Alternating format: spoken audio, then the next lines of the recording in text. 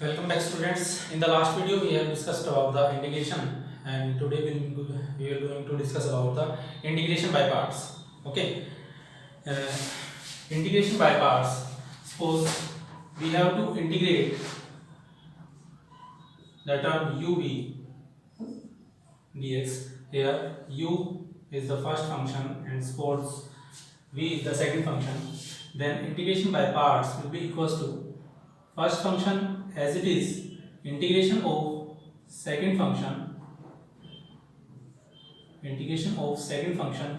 minus integration of differentiation of first function into integration of second function, and we have to integrate the whole term. Okay, let's do it by some examples. Suppose we have to integrate x sin x dx, and while choosing the first function and second function, we have to remember a formula I lit. I for inverse trigonometric function,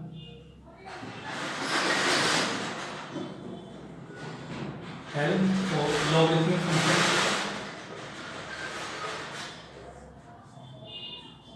A for algebraic function,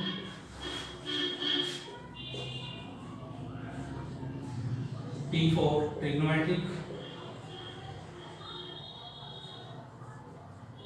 and E for exponential. Okay. In serial, we have to take, if we have two functions, suppose their x is algebraic function and sine is trigonometric function, we will check that first which function is coming from this side. If you are checking, then we observe that algebraic function comes before trigonometric function, so algebraic function is taken as our first function and sine is taken as our second function. Then the integration of x sin x will be first function as it is, x as it is, and the integration of sin x dx minus integration into differentiation of first function, and their first function is x, and integration of second function, that is sin of x dx, and we have to integrate the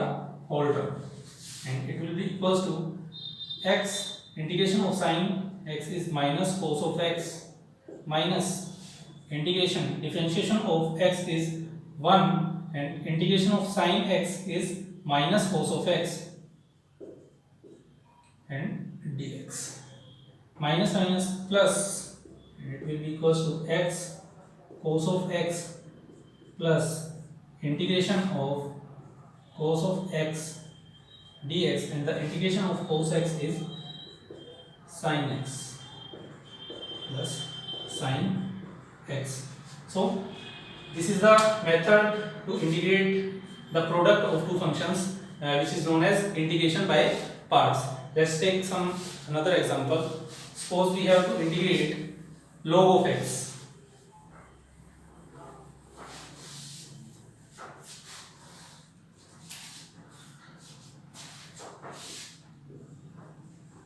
Log of x dx.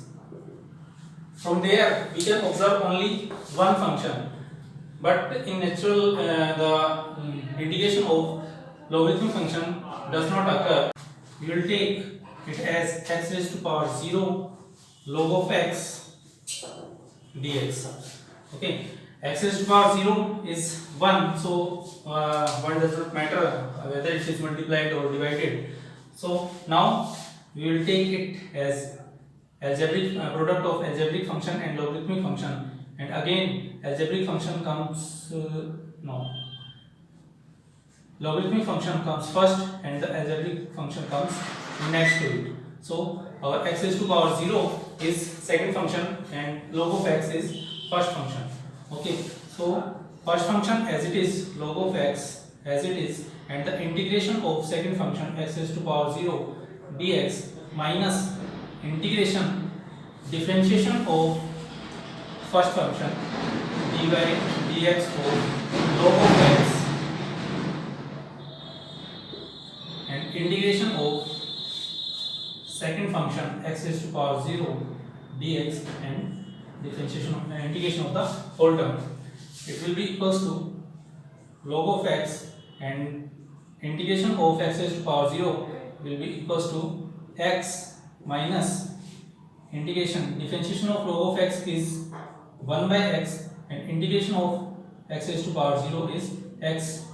It will cancels out and we have the term x log of x minus integration of dx, and the again integration of dx will be equals to x. So we have the integration of log of x is equals to x into log of x minus 1.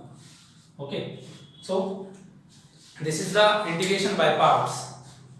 Hope you guys understand about the integration.